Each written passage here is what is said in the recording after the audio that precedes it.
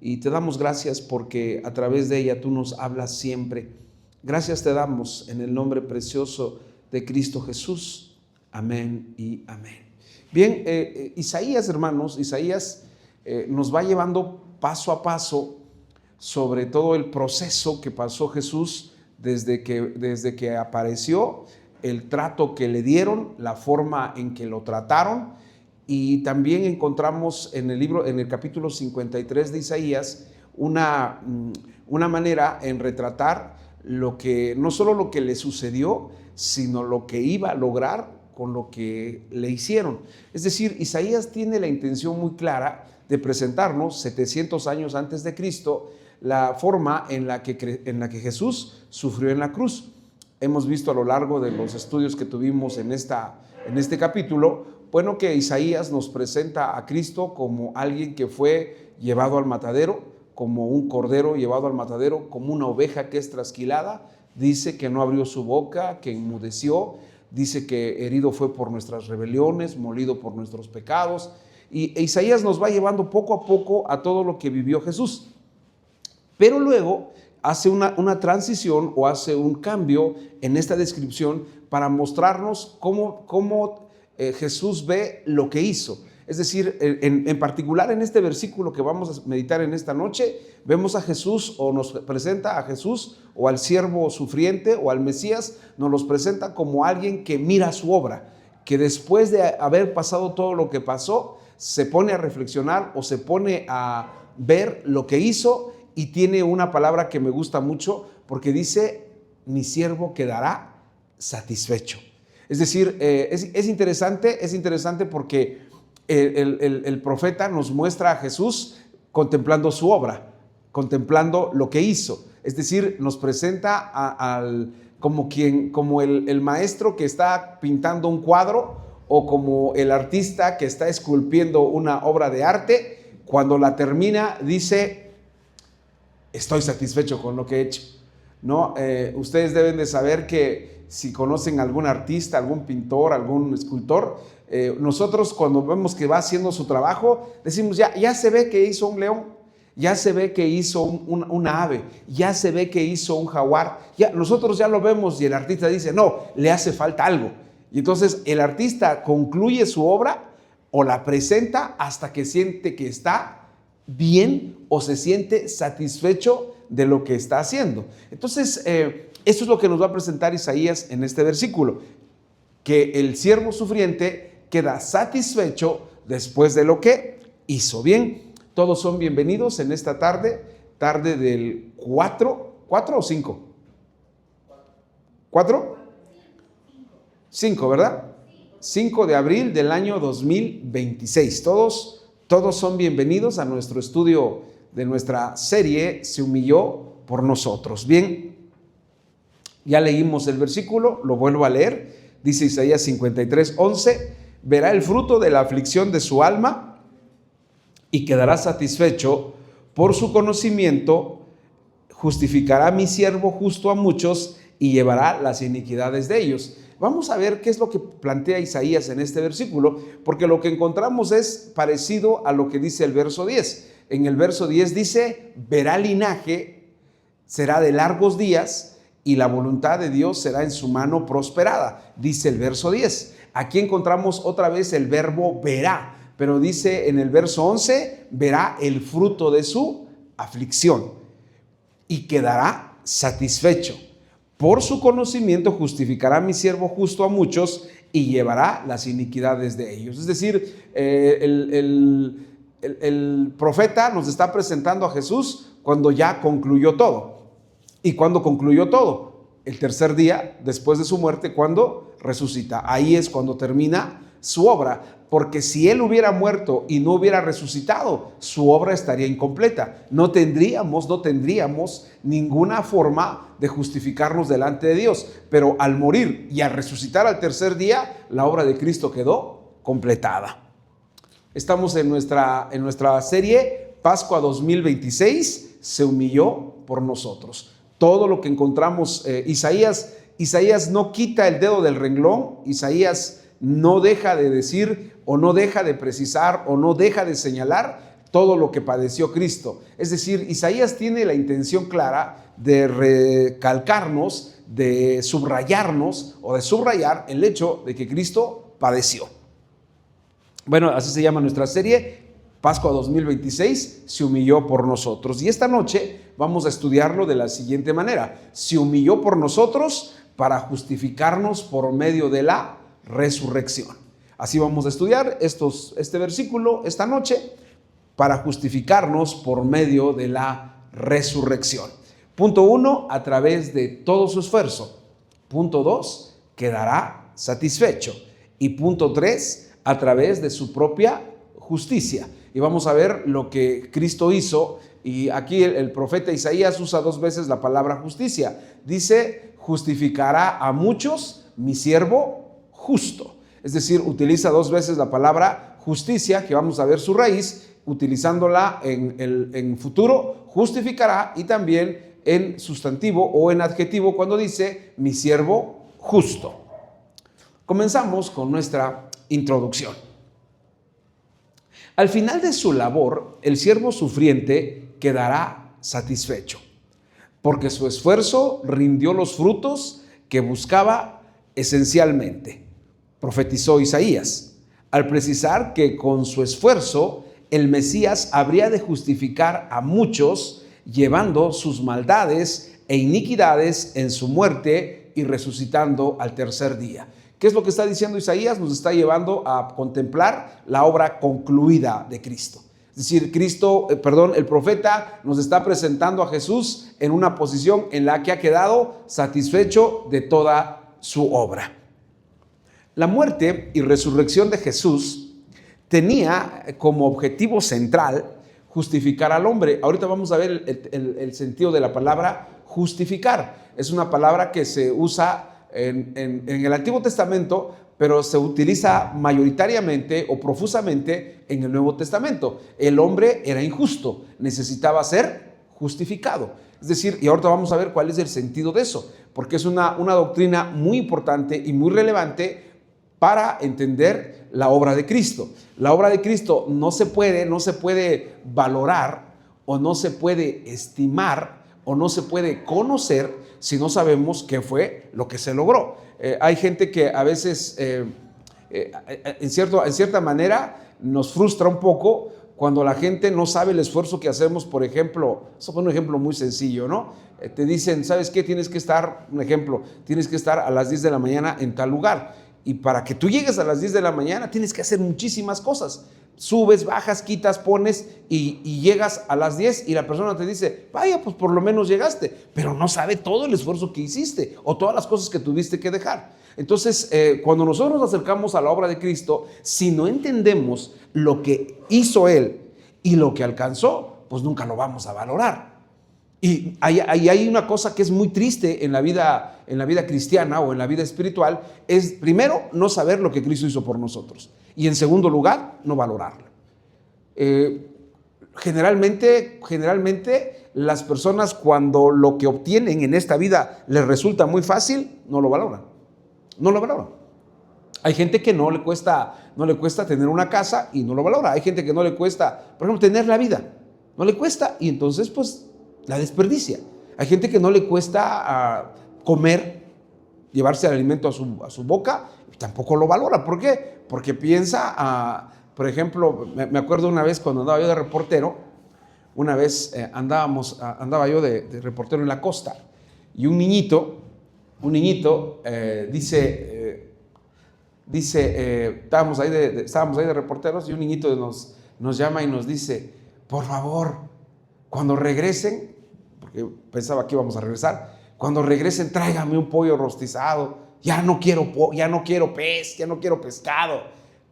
Él estaba cansado de eso, porque no sabía que aquí en Oaxaca, pues hay gente que no le gusta el pollo, está cansado del pollo, dice, no, yo no voy a tomar pollo, pero no sabe el trabajo que cuesta eso. Entonces ese niño, los que viven acá dicen, ay, y para ellos es un deleite el pescado, ¿no? Cuando están acá. Pero los que están allá dicen, no, yo ya no quiero eso.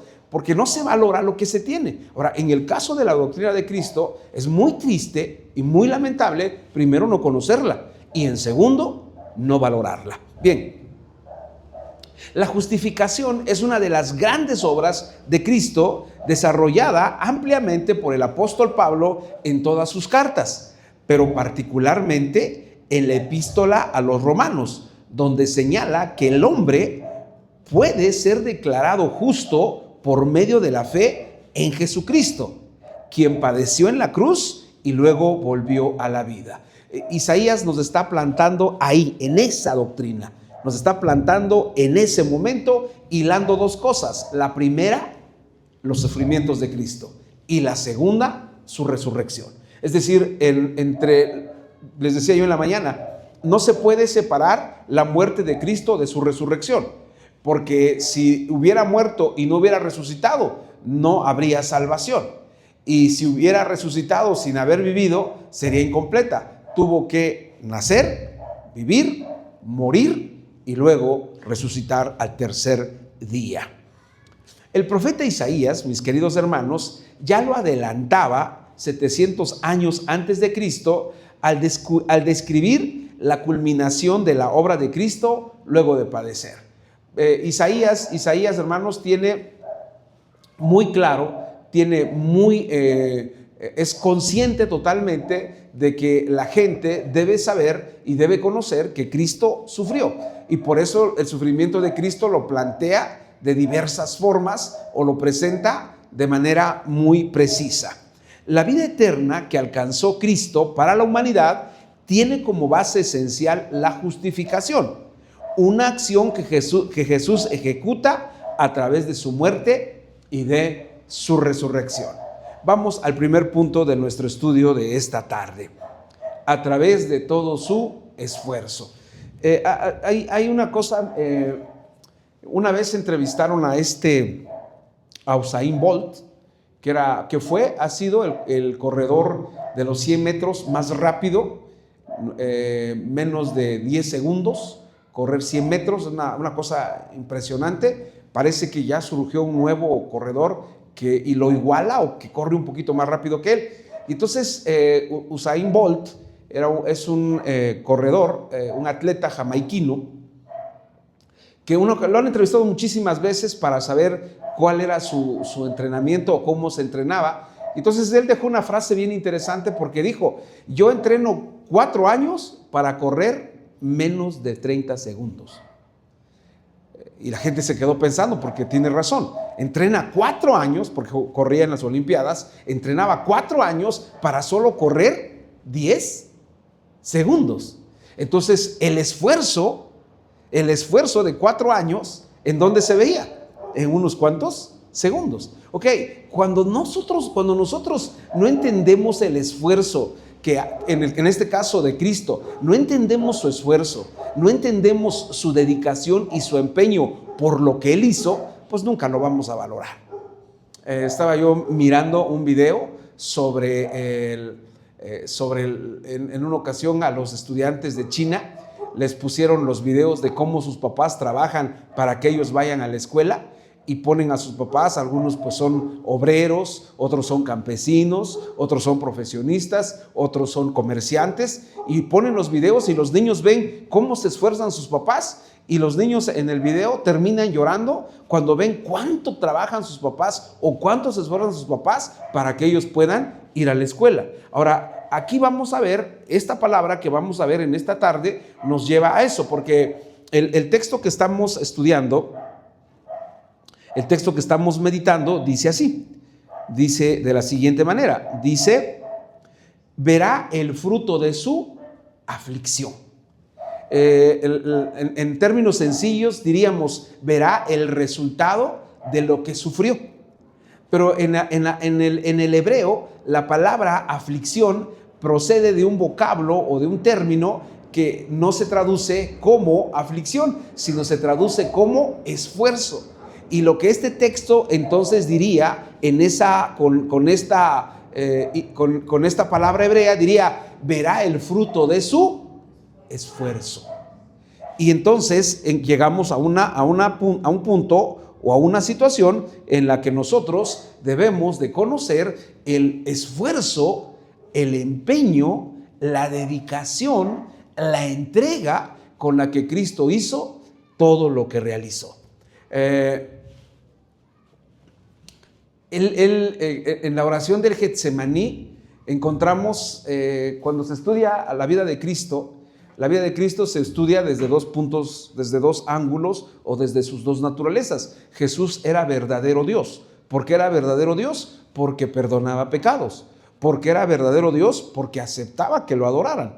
¿Por qué era verdadero Dios? Porque tenía dominio sobre la naturaleza. Le dijo al mar, le dijo al viento, a la tempestad, enmudece, y enmudeció y se calmó. Era Dios, pero también era hombre. ¿Por qué era hombre? Porque lloró, porque tuvo hambre, porque se cansó, porque durmió. Esas dos naturalezas estaban en la vida de Cristo. Y entonces cuando la naturaleza humana, se manifiesta de una manera clara, contundente, de una manera muy, muy precisa, cuando llega al huerto del Edén, al huerto de Getsemaní, y le dice a Dios: Padre, si es posible que esta copa pase de mí. Bueno, la palabra copa debería traducirse como: si este sufrimiento puede evitarse o puede hacerse a un lado, que se haga, pero si no, que sea tu voluntad y no la mía. Es decir, Lucas describe esos momentos de una manera muy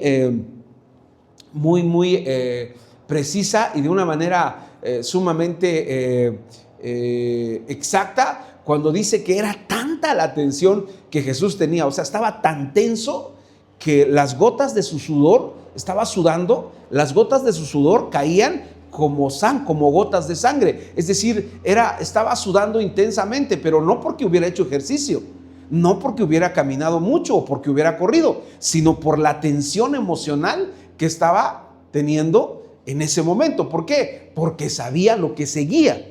Una de las muertes más dolorosas y una de las muertes más temidas o más terroríficas en esa época era la muerte de cruz. Y entonces él podía haber hecho a un lado eso, podía haber dicho: Señor, hay que buscar otra manera de salvarme. ¿Por qué no me matan? Pero no tengo que ir a la cruz, porque él podía haber muerto de otra manera. Podía haber sido, no sé, acuchillado, podría haber sido lapidado, podría haber sido ahorcado, podría haber sido quemado, pero la decisión por la que pasó su vida fue a través de la cruz del Calvario. Punto 1 de nuestro estudio: a través de todo su esfuerzo.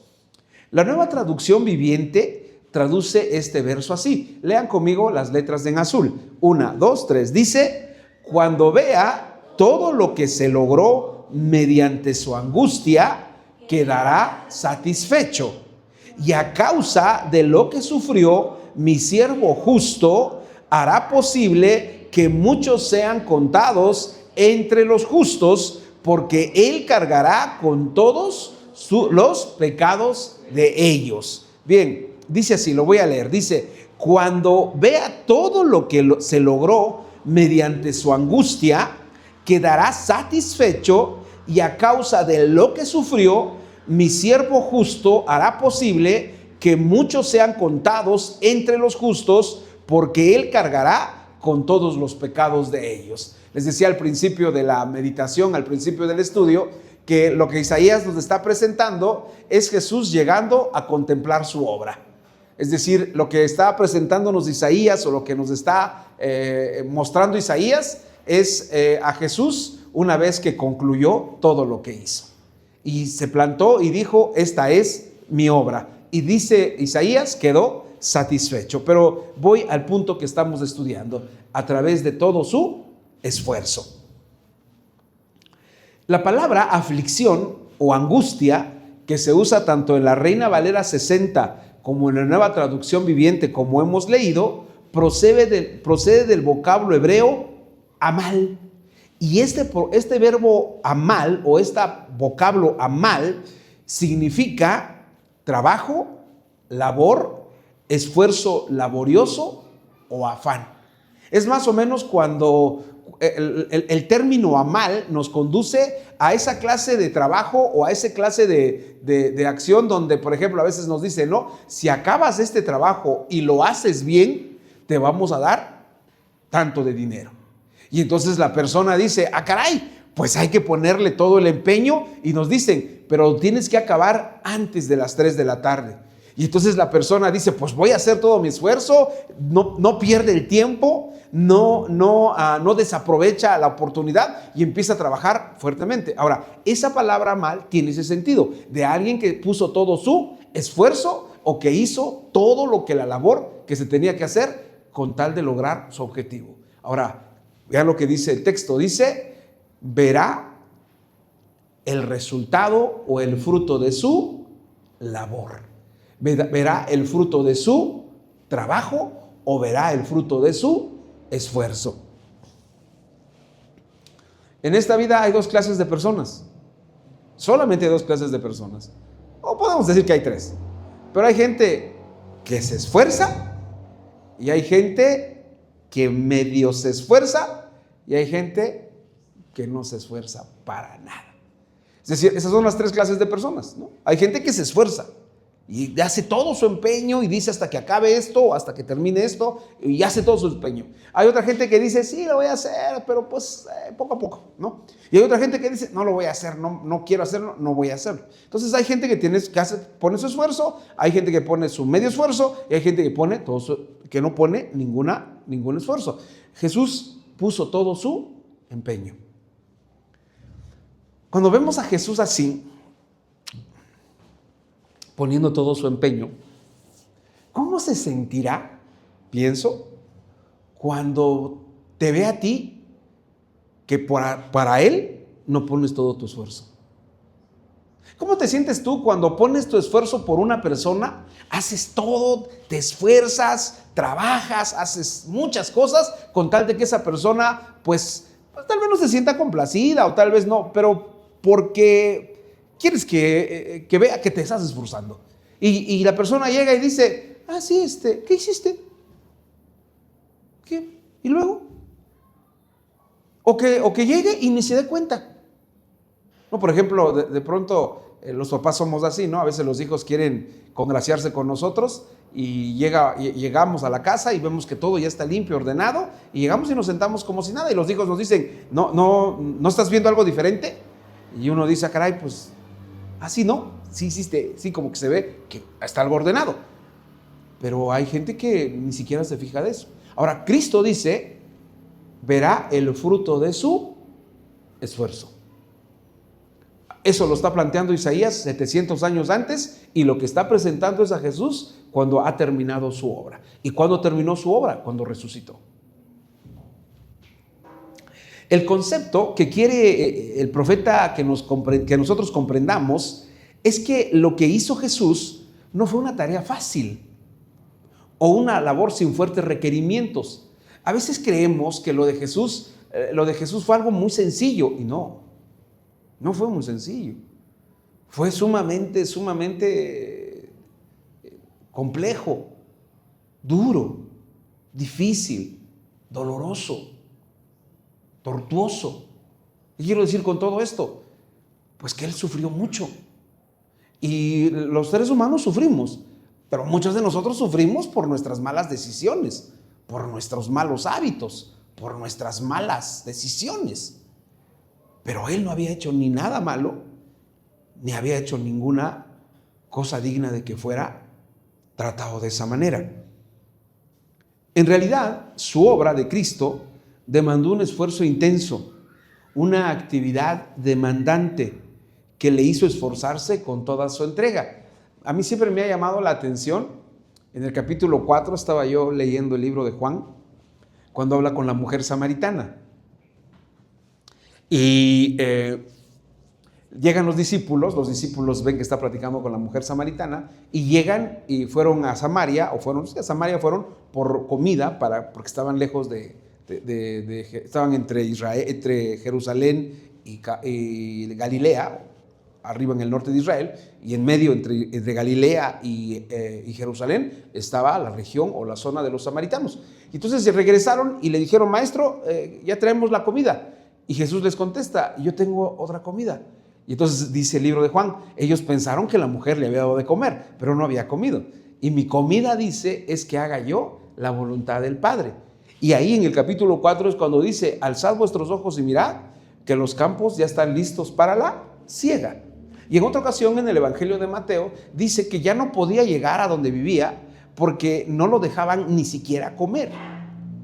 ¿Eso qué quiere decir? Eso quiere decir que Jesús puso todo su empeño que hasta en su humanidad no comió. Es decir, una persona cuando está tan dedicada a su trabajo, tan dedicada a su labor, a veces le dicen, oye, ya es hora de comer. Sí, pero estoy muy entretenido con esto, necesito acabar esto. Así estaba Jesús. Por eso dice el autor, verá el fruto de su trabajo. Y cuando nosotros no valoramos la intensidad de lo que Cristo hizo, pues con facilidad decimos, no importa, no. ¿Qué importa que yo descuide mi salvación? ¿Qué importa que yo descuide lo que Él hizo por mí? No sé, pero me encantan los novios cuando andan en etapa de novios, los que después se van a casar, porque hay gente que hay, más las mujeres que los hombres, aunque hay hombres también que lo hacen, pero le regala una rosa, es la primera rosa que le regala, y la guarda y la cuida y la mete en un libro. Y pasan los años y ahí está guardada. Y cuidado la tocas porque esa fue la rosa que me regaló.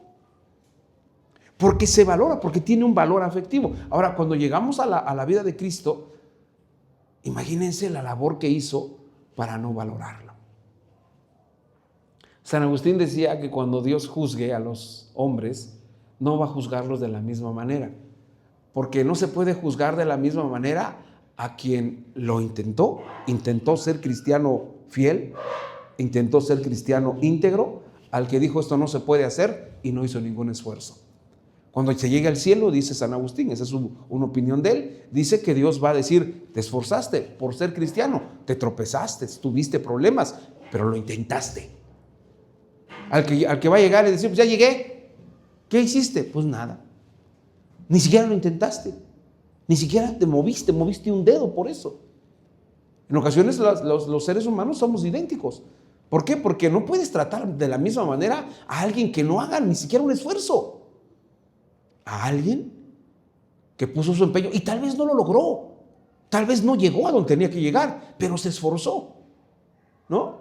Hay gente que me gusta ver los maratones, porque hay gente que corre y la carrera ya acabó, tiene 3 horas de que acabó la carrera y el último corredor ahí va llegando.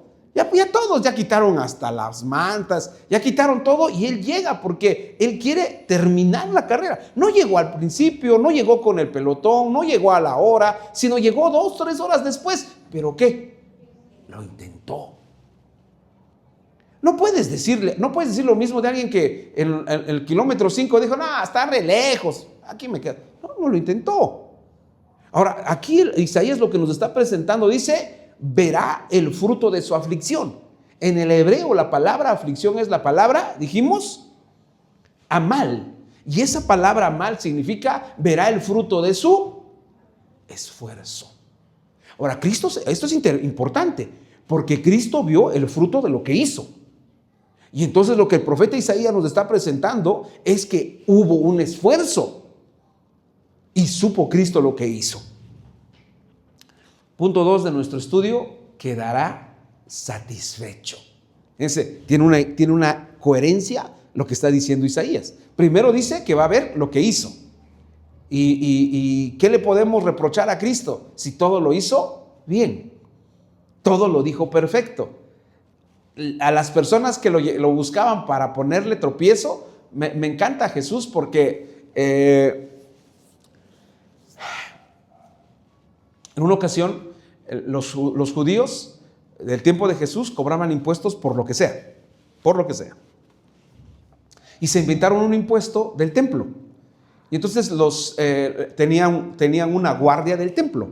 No la debemos confundir con la guardia pretoriana de los romanos. Los romanos tenían a su ejército que estaba ocupando Israel en esa época, pero los judíos tenían soldados o guardias del templo. Y ellos eran los que iban y, por ejemplo, le decían: ese no ha pagado el impuesto del templo, cóbrenselo. Entonces un día llegan con Jesús y le dicen: no has pagado el impuesto del templo. Y entonces está Jesús con Pedro y le dice a Pedro: ¿cómo ves, Pedro? Los hijos, ¿quiénes deben cobrar o quiénes deben pagar? ¿Los hijos o los padres? Y dice él: pues los hijos, no los padres. Y entonces, pero le dice a Pedro: pero para que no haya tropiezo en ellos o para que no piensen que no queremos pagar los impuestos, ve, saca al primer pez que encuentres en el lago o en el lago en el mar de Galilea, sácalo y ábrele la boca y ahí va a tener 2 dracmas y págaselos. Pedro va, obedece, avienta el anzuelo, me imagino, o avienta su red, saca un pez, le abre la boca y salen 2 monedas, 2 dracmas, que eran las monedas, pónganle pues para que no sean así como muy lejano el dracma, saca 2 monedas de 100 pesos y se las entrega. Y uno dice: ¿por qué hizo Jesús eso? ¿Por qué? Pudo haber hecho lo siguiente, pudo haber dicho: llama a Judas, él trae la tesorería y dile que pague. Pero no lo hizo. Lo que hizo fue mandar a Pedro sacar un pez. Y entonces uno se pregunta: ¿por qué lo hizo? Muy sencillo.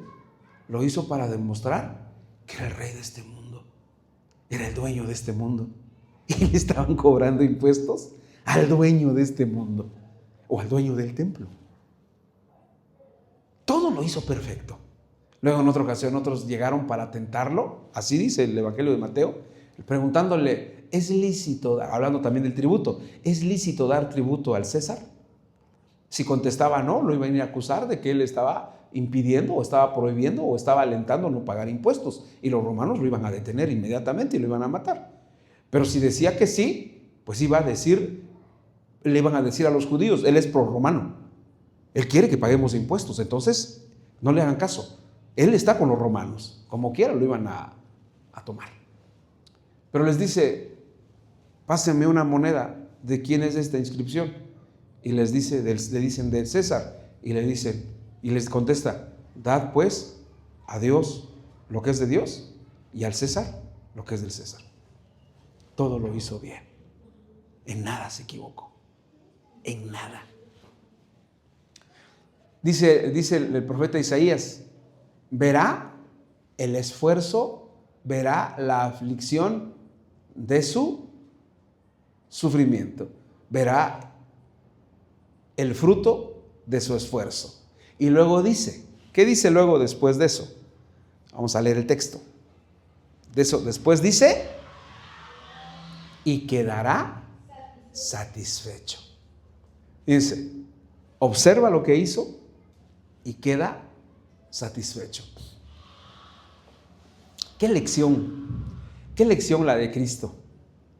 Porque mucha gente, después de sufrir, después de padecer, si hay algo que a nosotros nos pega, a todos los seres humanos nos pega, es sufrir injustamente. Hay gente que llora, ¿no?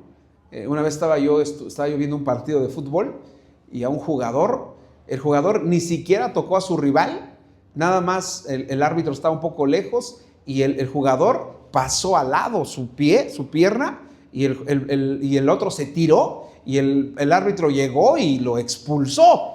Y entonces le dijo el jugador: no le hice nada, y se pone a llorar porque le estaban cometiendo una injusticia. Cuando padecemos una injusticia, nos duele muchísimo, muchísimo cuando padecemos una injusticia de quien sea, de nuestros hermanos, de nuestros padres, de nuestros amigos, de la autoridad, nos duele muchísimo. Ahora ven lo que dice el texto de Isaías. Dice: verá el fruto de su esfuerzo y quedará satisfecho. ¿Qué es lo que está diciendo? Iba a ver todo lo que hizo. Y en lo que lo hizo, pues yo creo que a todos nosotros, cuando revisamos lo que hacemos, si algún día lo revisamos, nos quedamos generalmente con las cosas buenas que pasan en nuestra vida, pero los pasajes muy dolorosos, esos como que no nos gustan porque pues son dolorosos. Ahora Jesús dice que revisó su obra, que la puso, que la examinó, que la analizó y dijo: estoy satisfecho. El profeta Isaías nos presenta un siervo sufriente, completamente satisfecho al ver la obra que había alcanzado. No se sintió ni frustrado ni resentido por los acontecimientos que vivió. A mí, ¿qué cosas me impactan, me impresionan y me duelen, debo de decirlo? Es cuando los romanos le tapan la cara a Jesús y le dan de puñetazos y le dicen: profetiza, ¿quién te pegó? Y la otra que me digo, ¿cómo llegamos a eso? Cuando está en la cruz ya diciendo: Elí, Elí, lama sabactani, Dios mío, ¿por qué me has desamparado? O tengo sed. O cuando pide que dice: tengo sed, y en lugar de darle agua, ¿qué le dan? Vinagre. Y estando en esa condición, los fariseos, los judíos, se paran y le dicen: si quieres que creamos en ti, bájate de ahí. Y la tercera que digo yo, de ver a los seres humanos, somos insensibles a los padecimientos de Cristo, es cuando está junto a los dos malhechores, en medio de los dos malhechores, y uno de ellos le dice: si eres el Cristo, sálvate y sálvanos a nosotros. Dice Isaías que iba a ver el fruto de su esfuerzo e iba a quedar como satisfecho. No iba a quedar resentido. No iba a decir: me trataron bien mal, me maltrataron, todavía me escupieron. Y todavía, en el colmo de la tristeza, ya estaba muerto y todavía le metieron la lanza en su costado. Es decir, y ahora dice Isaías que iba a ver toda su obra, pero al decir toda su obra, no solamente se refiere a su muerte en la cruz, específicamente tal vez sí, pero en un sentido amplio se refiere a su muerte y a su resurrección, y quedó satisfecho. La palabra satisfecho procede del vocablo hebreo yisbá, y esta palabra yisbá se traduce como saciedad, plenitud o satisfacción. La Escritura nos está presentando al Hijo de Dios como una persona que al final de todo lo que hizo se sintió pleno, completo, sin que le faltara nada. Es decir, dijo: no faltó nada.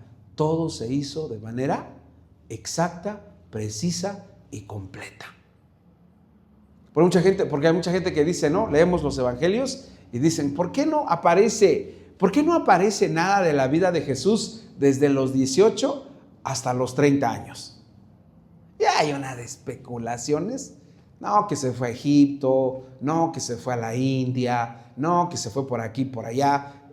Pero eso no era necesario. De haber sido necesario, lo hubieran plasmado. Pero se plasmó lo que se necesitaba. Y dice Isaías: verá el fruto de su esfuerzo y mi siervo quedará satisfecho. Nada le hizo falta hacer, nada.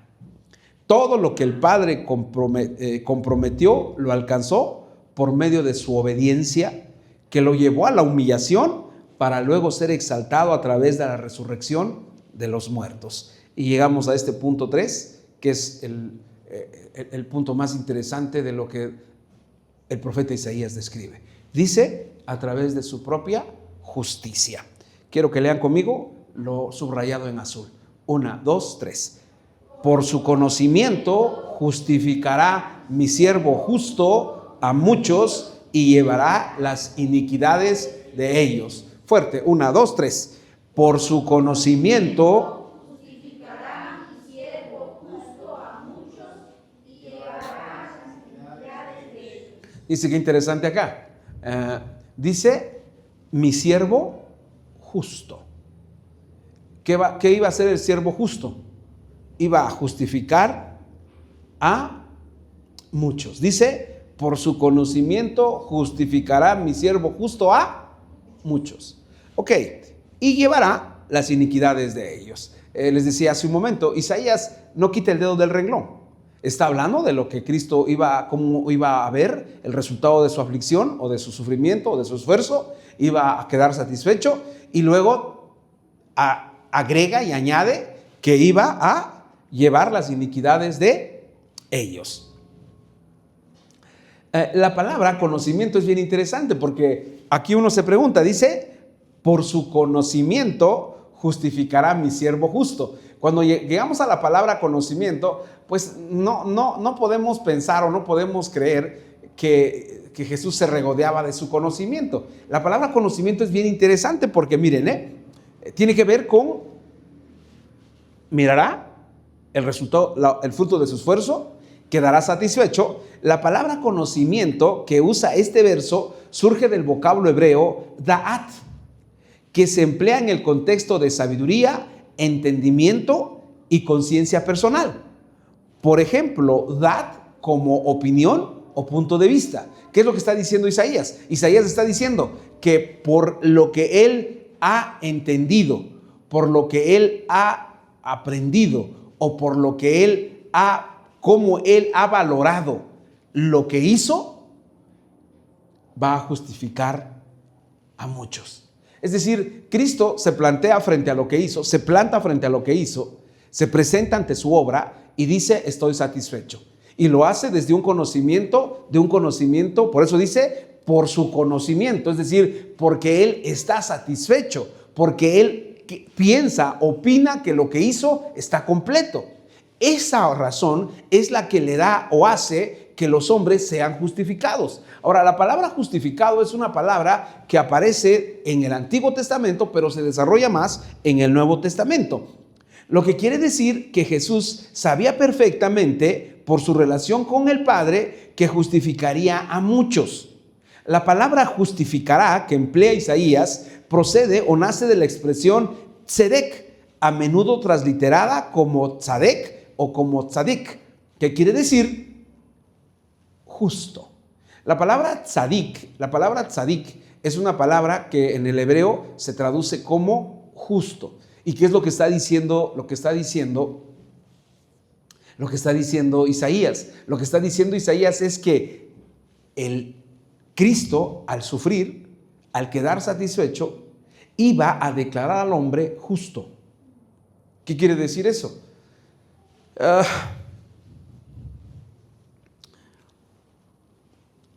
Hace poquito, creo que tiene como 1 año o 2 años, un conductor venía aquí subiendo al Cerro del Fortín, del Hotel Fortín, hacia el Monumento a la Madre, y venía manejando su camioneta.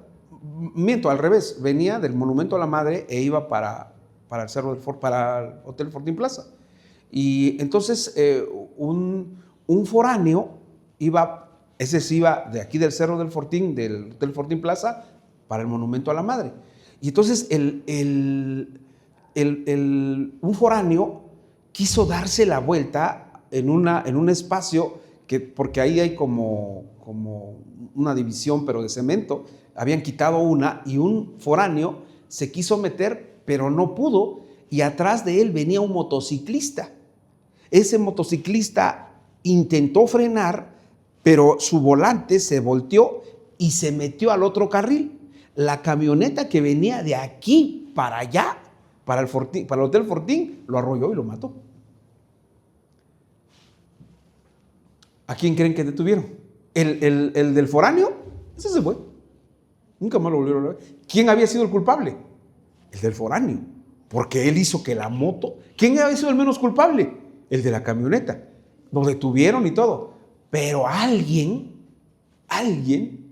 grabó todo en su carro y lo subió a las redes sociales, y el dueño de la camioneta lo sacó y les dijo, miren, esto fue lo que pasó. Y entonces, de ser culpable, lo declararon. Y no, ese es el sentido de la palabra justificar. Éramos culpables y la muerte de Cristo hizo posible que usted y yo fuéramos justificados, perdonados y libertados. Por eso dice el texto, dice, verá el fruto de su esfuerzo quedará satisfecho, y por su conocimiento mi siervo justo justificará a muchos. La obra de Cristo,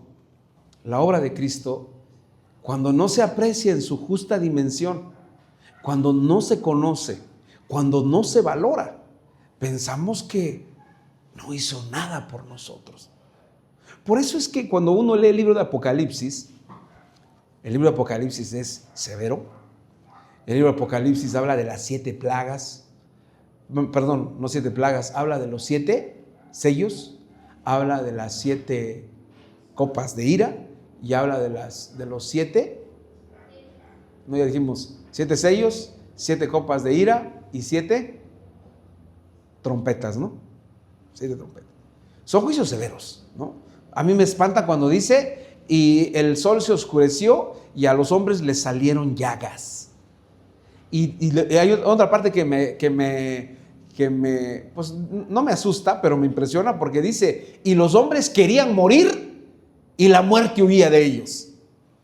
Es decir, va a ser tan penoso, tan duro, que la gente va a decir, quiero morirme, y no se van a poder morir. Y mucha gente dice, qué terrible es eso, pero es más terrible no valorar que Cristo nos declaró justos. Nos justificó por medio de su muerte. Ahora, cuando nosotros entendemos eso, lo valoramos de nuestro corazón, entonces sí servimos a Dios con todo nuestro ser. Voy a leer el texto, lo leemos juntos, por favor. Nuestro texto de esta noche dice así, 1, 2, 3. Verá el fruto de la aflicción de su alma y quedará satisfecho. Por su conocimiento justificará mi siervo justo a muchos y llevará las iniquidades de ellos. Pascua 2026 se humilló por nosotros. Vamos a orar. Señor, te damos muchísimas gracias en esta noche por tu palabra, que nos bendice, que nos confronta con nuestra dureza. Gracias por todo lo que haces por nosotros. Te alabamos, te adoramos, te glorificamos con todo nuestro corazón. Gracias porque quedaste satisfecho con lo que hiciste. Muchas gracias, Señor. Te alabamos y te adoramos en el precioso nombre de Cristo Jesús. Amén y amén.